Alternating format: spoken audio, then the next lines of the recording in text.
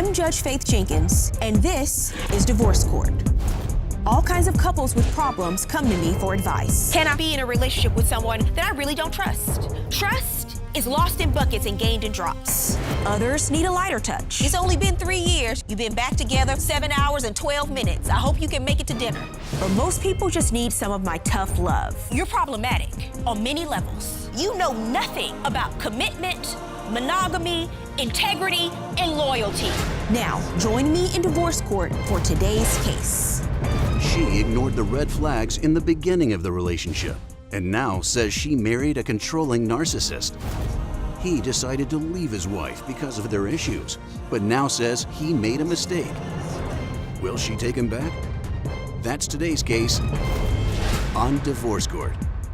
Court is now in session. The Honorable Judge Faith Jenkins presiding. Your Honor, our virtual audience is filled with your superfans. Today's superfan of the day is Dominique from our capital city, Washington, D.C. It's amazing to have you with us today, Dominique. As my special guest, I'm sending you an autographed copy of my book, Sis, Don't Settle. Your Honor, this is the case of McCoy versus McCoy. Thank you, Juan. Miss Gwendolyn McCoy. Yes, Your Honor. You have brought your husband, Mr. Mark McCoy. Yes, Your Honor. To divorce court today. The two of you have been married 4.5 years. Yes. You are on the verge of a separation, potentially a divorce. You're here, ma'am, because you are trying to decide whether to move forward or save your marriage. Yes, Your Honor. But first, I'd like to start with you, Miss McCoy. Why don't you start by giving me some background and telling me what brought you to divorce court today? Yes, Your Honor. About 5 years ago, I met Mark. I was his waitress. I'm into hospitality. I met him at an after spot, and we exchanged numbers. There was so many things that I admired about him. I automatically started to look into being with this man. And after we established a love relationship and he told me that I was his queen, I felt that that was really what it was, and I was gonna stop at nothing to make sure that we got married and had a happy life. And so you did get married. Yes. But you said the life hasn't been so happy. What do you have to say about why you ended up here, Mr. McCoy? Well, ma'am, I don't trust her. That's one of the things. We went through a lot of things where she was just doing a lot of things where I didn't trust her. So I ended up leaving the household, and when I left the household, she still started doing other things and going on dates with other men and stuff like that. So that's why we're at this point right now. So it's been a huge breach of trust, according to you. Yes, it has. When the two of you met, you said that early on you thought you established something special and you had an agreement when you started dating. So you were at a restaurant, you were having dinner, that's how the two of you connected, and things moved pretty quickly after that? Actually, they didn't move quickly at all. Because I felt that he was someone of a spiritual background, I asked him to be celibate with me. And I told him that this would be a great thing for our children who at the time were 10, 11 years old going into puberty to see that two adults can get together and not make the basis of their relationship sex. Instead, try to create a spiritual connection first before going into marriage. And when I said, hey, let's get married first, he said, well, I would never marry someone who wants to hold off sex until getting married. And I said, well, why not? He said, well, you have a baby already. You busted wide open for all these other men. Why would I not see exactly what I'm getting into before I get married? And I said, Mark, but you speak on all these spiritual things. And that's kind of when I knew that my mind was being manipulated. He said, not only will I not do that, but no man would ever marry you before having sex with you. And it just really crushed my spirit. I was broken. So you said for 8 months you were celibate in the relationship. That was before you got married? I gave in because I felt like it's what I had to do to keep him. Yes, Your Honor. And when I was over at house, Your Honor, different men started coming by, and I found out she was with those men. So I want to commit to being with her for the rest of my life, and I'm falling into it, you know. So the trust issues were obviously there from the beginning. From the beginning, yes, ma'am.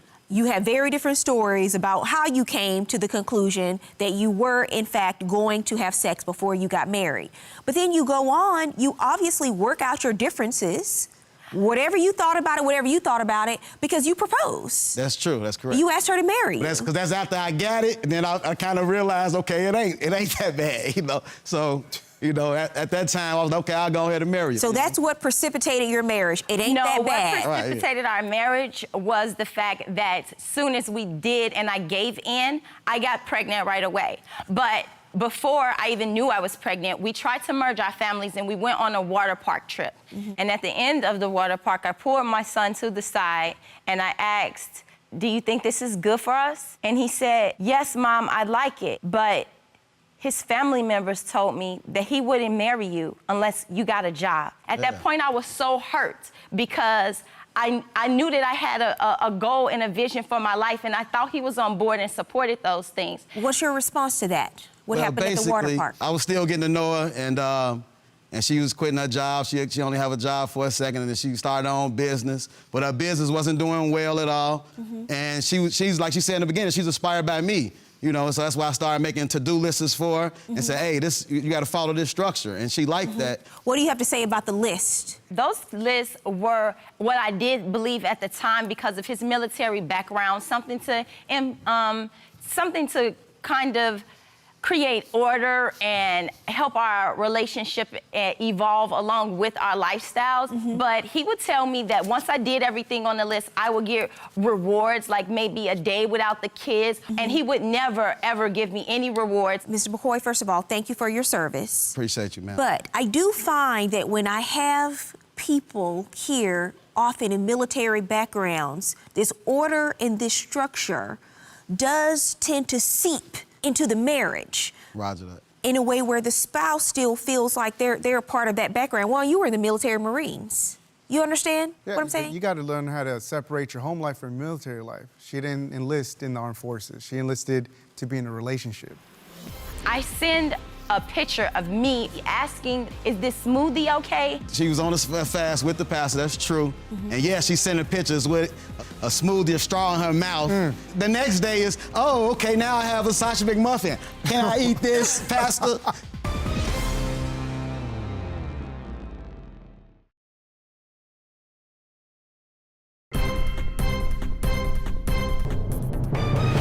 It's beyond military.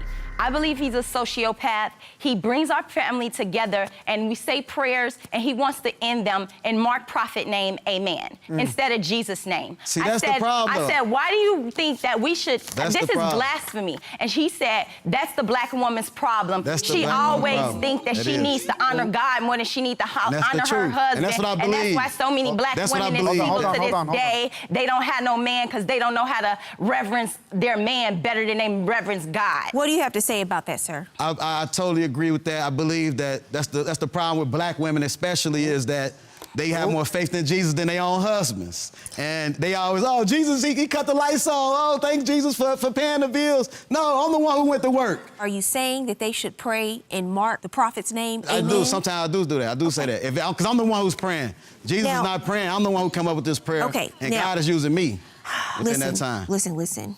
I'm no T.D. Jakes when it comes to my biblical knowledge. Roger that. But as a Christian myself, I think that there is a difference between acknowledging your spouse for the things they do to support and care for your family and inserting your name in a prayer.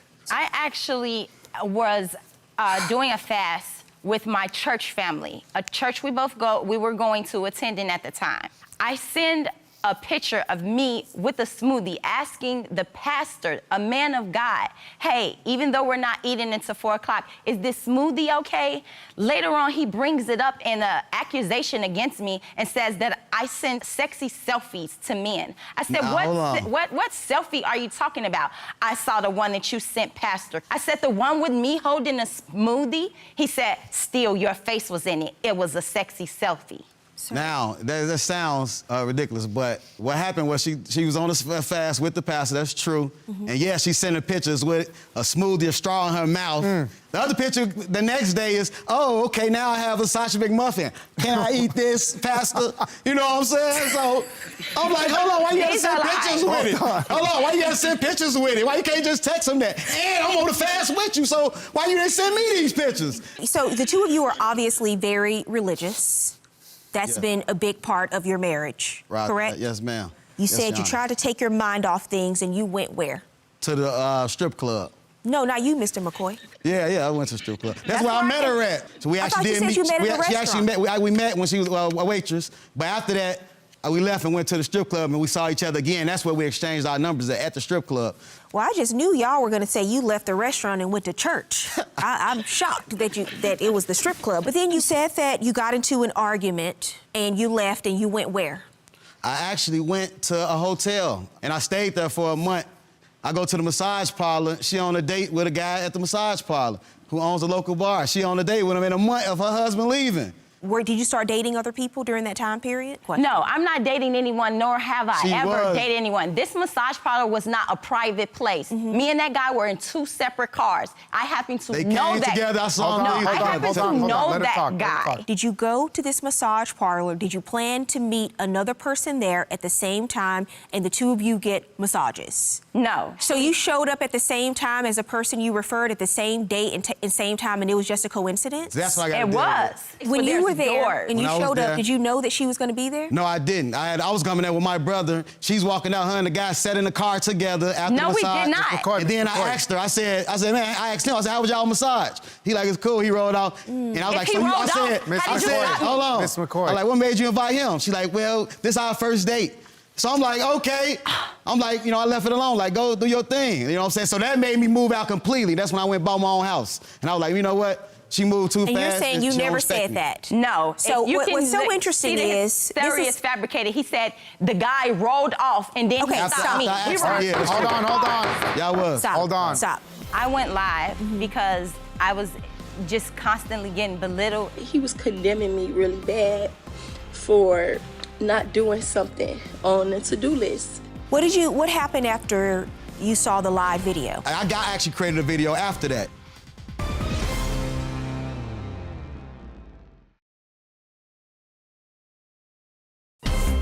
If you'd like your case to be heard on divorce court, call us toll-free 1-877-311-2222 or log on to our website at divorcecourt.com. Miss the show? Watch full episodes on our streaming platforms and follow us on social media for exclusive content. We've talked about a few different scenarios that have happened over the course of this tumultuous marriage at this point. And I've asked very specific and detailed questions, and both of you have given very different answers. So one of you decided to come into court today and perjure yourself. That's true. You went on social media and went live. Who did that? I went live because I was just constantly getting belittled, and he would tell me things like, I'm no Michelle Obama, I'm not his Michelle Obama, constantly compare me to his workers at his office. I just told everyone that bullying is not cool. One day he was eavesdropping on my conversation with my grandmother, and he came in, and then he said, who was you telling all our business to? And I said, I was just talking to my grandmother. And he said, well, I guess it's okay if you could talk to your grandmother since your mother's dead. No, I didn't say it like that. That's but I told exactly her- how he said it. I agree with her talking to her grandma. She talked to everybody, as you can see. Like she said, she go on live and tell our business. And she'll talk to all her family members. So now You I made the tell her, comment don't about her talk to your mother? sister. Don't talk to your single friends. Don't tell everybody on social media. But, okay, I understand your mother is not here, passed away. I understand if you talk to your grandmother. But the things you telling your grandmother, I want to know if you talking about me and you talking about stuff in our household. And that's exactly how I said that. Let me I see the submitted video. the you live video. Let me see the video. I'm just gonna be transparent, I've been being bullied for years now. Years. The day he left me, the night before, I had a dream that he was condemning me really bad for not doing something on the to-do list. I would do the to-do list and we would grade them. It became like a manipulated thing. What happened after you saw the live video? Actually, I never seen a live video. Everybody just started calling me like, Mark, are you okay? Are you okay? They're like, man, your wife just told everything on Because the social video media." was how long? The video was about an hour long of her just talking about me, bad stuff about me. She didn't mention anything that I've been mentioning today about herself, none of that, So I actually created a video after that. And my video basically stated, oh, okay, I could talk bad about my wife, but I'm not gonna do that because I'm the type of person that like to keep our stuff in the household and we resolve it within our household. Which is best when you're going through a time like this, a very challenging time, because you do have a child together. Yes, we do. 4-year-old, right? Yes, ma'am. Yes, Your Honor. And so you're navigating this space, you're navigating this separation, and feelings are hurt. There's a lot of anger, there's a lot of emotion, and you have to be able to work through it without putting the general public and pulling the general public into the mix. And you getting all of these unsolicited opinions and statements and comments from people who don't know what's been the inner workings of your marriage.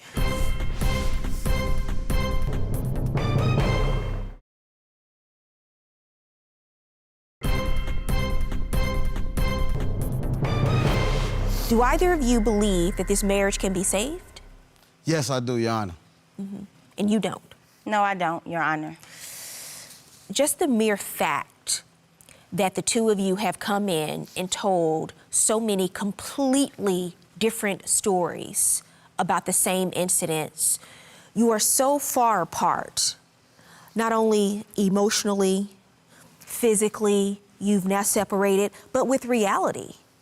The reality of what's happened between the two of you, you don't even agree on that. Before you got married, you realized you were being manipulated about sex, according to you. I know you disagree.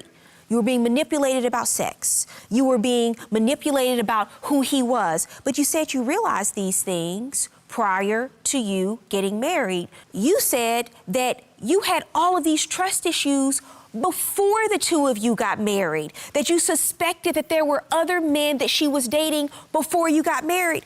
So what happened is none of these issues were resolved when you got married. They were only exacerbated. They were only compounded by the fact that now the two of you are together trying to combine these lives, and everything you said in the beginning, those red flags that you ignored, they bubbled up in the end. There's a lot of hurt between the two of you. There's a lot of anger. There's a lot of animosity, and you have a 4-year-old child to raise. So now you have a different decision to make, because no matter what happens with the dissolution of the marriage, because it takes two, you're separated. From what I've heard, you need to continue that separation right now, because it's gotten to a place where you're hurting each other, not only privately, but publicly. When you go public with all of these things, it can affect someone's livelihood, their reputation, their ability to be a good parent because of work. You have to think long and hard about doing those things. Because the goal is, when you go into a relationship, it will never be healthier than the two people who are in it. So no matter what happens, you work again to be healthy and whole people. And that's how you're able to be good co-parents. That's how you're able to treat each other right, no matter what happens with the relationship, but just as individuals who have to navigate this space now of being a part of each other's lives because you have a child together. Good luck to both of you.